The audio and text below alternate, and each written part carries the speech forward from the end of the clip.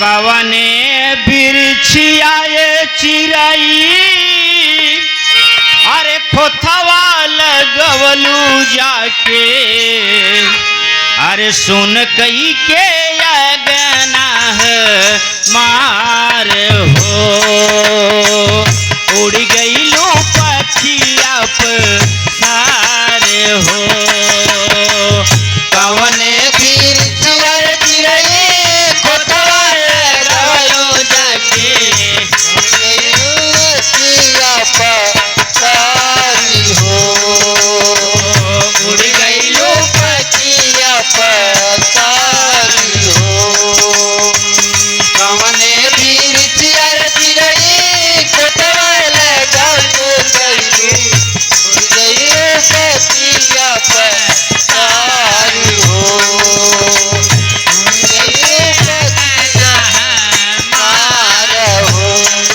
कवने बिरछवा चिराई खोथवा लगवलू जाके कवने बिरछवा चिराई खोथवा लगवलू जाके सुन कई के अगना मार हो उड़ गईलू पखिया सार हो कवने बिरछिया चिराई खोथवा लगवलू जाके बिरछिया चिराई खोथवा लगवलू जाके उड़ गईलू पार हो उड़ गईले पखिया सारी हो जब ई धरातल से ई जीवात्मा निकल के चला जाता तो ई मृतक इसका मट्टी हो जाता तो जब कुल क्रिया हो जाता तो ई मन आत्मा रूपी मन वही आत्मा रूपी मन से कहत बा कैसे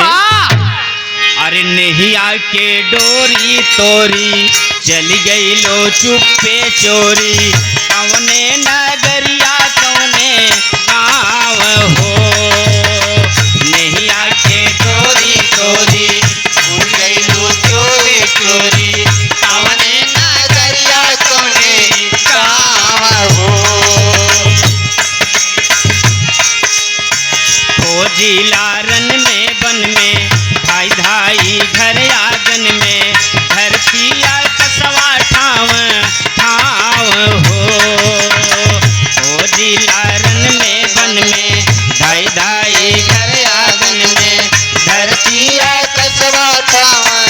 गाँव हो कभी कहत बा देखे ना पता गईलू कहवा ना पता भइलू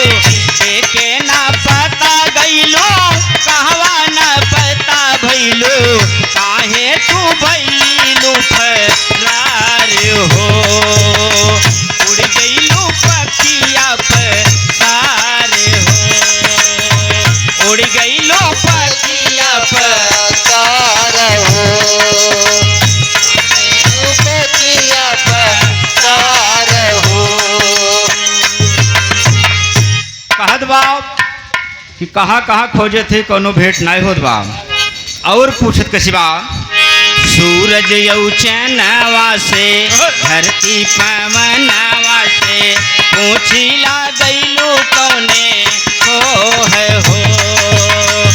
सूरज यौ चैनवा से धरती पवनवा से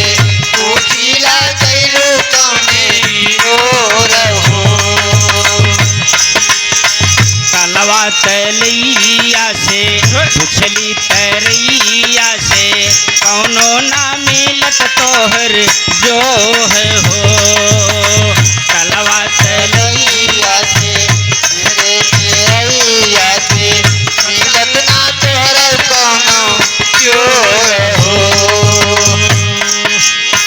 केकरा से पूछी जाई तोहरा के कैसे पाई केकरा से पूछी जाई तोहरा के कैसे पाई केकरा से करी अब व्यवहार हो उड़ गई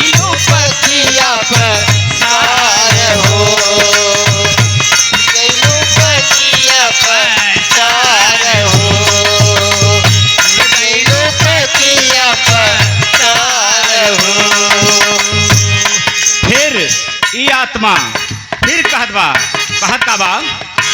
काहे तू ऐसन कैलो कुछ हो ना कह के गईलो बतिया के लागल कौने ठेस हो लागल कौनो ठेस हो बतिया के लागल कौनो ठेस हो